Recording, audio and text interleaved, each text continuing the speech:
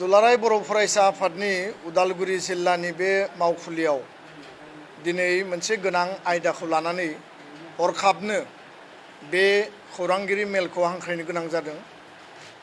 जाहोना जाहैबाय जे मैया 17 जुलाइ 2025 सनितपुर जिल्लानि सारिदुवार हाग्रा बिफाननि सिङाव थानाय सिंलिमारि एफआरसि आरो लोगोसेनो माखासे एफआरसिफोराव सालबारि एफआरसि आरो बारिखारा एफआरसि फरेस्ट डिपार्टमेन्टनि गेजेरजों मोनसे नटिस हरनाय जादों जे रेन्ज अफिसारा जे गोख्रैनो 7 साननि गेजेराव बे सिंलिमारि आरएफनि सिङाव थानाय नबिन दैमारि, बुद्धिराम नार्जारि, बर'न बसुमतारी आरो गासै 40 परियालनो बिथांमोना एभिक्शननि नटिस दैथायहरदों आरो 7 साननि गेजेराव बिथांमोना बे जायगाखौ नागारनानै थांनांगौ होननानै बेयाव दैथायहरदों।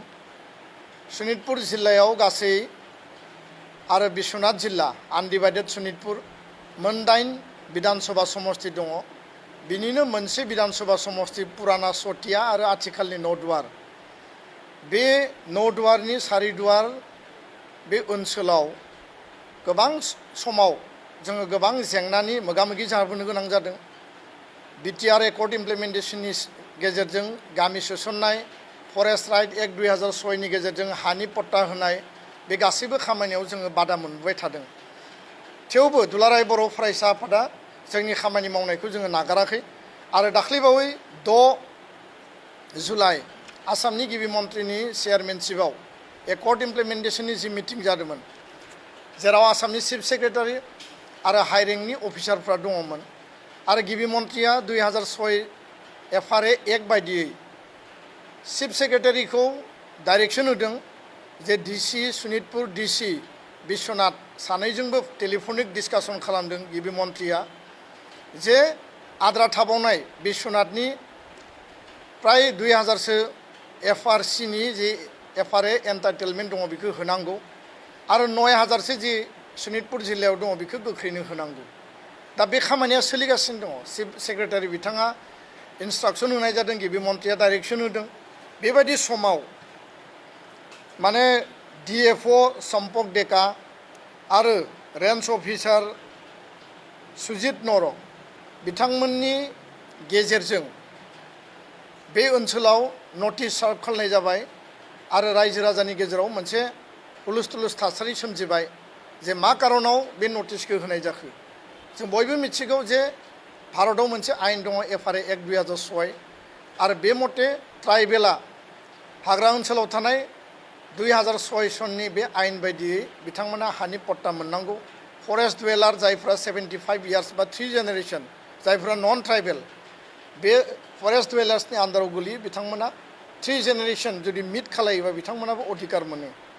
दा ट्राइबेलनि सायाव बा सन अफ द सइलनि सायाव बे जि इन्सट्राक्शन आसाम सरकारा बेयाव इमप्लिमेन्टेशननि थाखाय खामानि मावदों, लेन्ड एन्टाइटेलमेन्टनि थाखाय खामानि मावदों, डिसिआ खामानि मावदों, किन्तु डिएफअ आरो रेन्जारनि गेजेरजों सनितपुर बिश्वनाथाव गोबां रेन्ज अफिस दङ आरो माखासे डिएफअफोर दङ।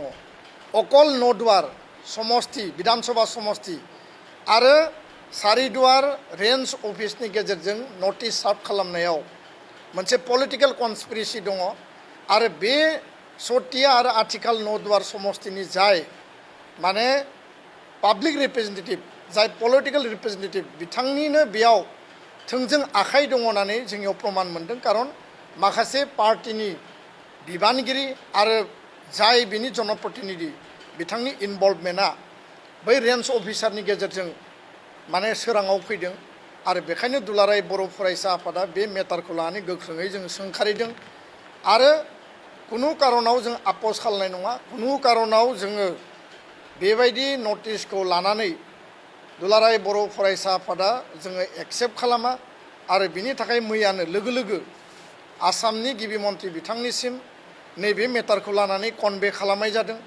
आरो बिथाङा हरनि गेजेरजोंब्लाबो स्पेसियेल मोनसे इन्टारभेनसन खालामनानै नैबे जि नटिसखौ बन्द खालामनायजों लोगोसे बिनि दा आथिखालनि जाय DFO आरो बे जि रेन्ज एरियानि रेन्ज अफिसार बिथांमोनखौ लोगो लोगो ट्रेन्सफार खालामनाय जादों।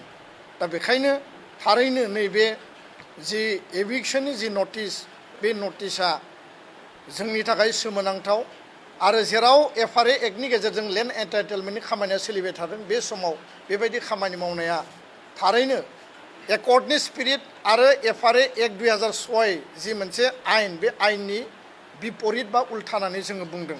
बेखायनो बर' हारिया बिटिआरआव बर' कसारि काउन्सिलाव आसामाव जोङो उदाङै आबुङै गावनि अधिकारखौ लानानै थांना थानो लुबैयो।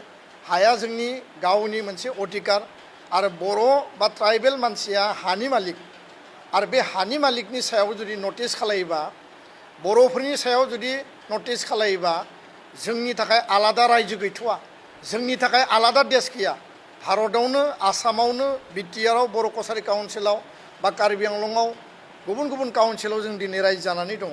दा बेखायनो बेबायदि हाबाफारिनि गेजेरजों जि जोंखौ पलिटिकेल कनस्पिरेसि खालामनायनि जि खामानि बे खामानिखौ जुदि मावबावब्ला सोरबा जुदि जनप्रतिया मावोब्ला सोरबा जुदि बेक्तिया बबेबा समस्ति भित्तियाव जुदि मावोब्ला सनितपुर बिश्वनाथआव 8टा बिधानसभा समस्ति दङ जेराव साइजेबल बर' भटार बर' मेजरिटि बर' इनहेबिटेड दङ आरो फैबाय थानाय 2026नि बिसायख'थियाव बेबायदि माने जि मोनसे षड़यन्त्र बिनि इम्पेक्टआ थारैनो गोलैगोन। जों सोरखौबा देरहाहोनोबो हायो सोरखौबा फेजेननोबो हायो आरो कुनु कारनाव जों आपस खालामनाय नङा। दिनैसिम दासिम गिबि मन्थ्रिया बिनि सायाव स्टेप लादों, जों गोजोननाय मोन्दों, बिथांखौ धन्यबाद बावदों। खिन्थु उनाव आरोबाव जुदि बेबायदि कनस्पिरेसि खालायोबा बेखौ जोङो गनायनानै लाया। बिनि थाखाय जोङो गणतान्त्रिक आन्दलन बा सोमावसारनाय जोंनि प्रटेस्टखौ जोङो खालामगोन आरो कुनु कारनाव बे जायगानिफ्राय जों खारनायाव गैया। बे जायगायाव जोङो हा मोननांगौ FRA एक्ट बायदियै बे दाबिखौ लानानै जोङो सरकारखौ नारसिनगोन आरो सरकारजों जों सावरायगोन। गोजोन्थों।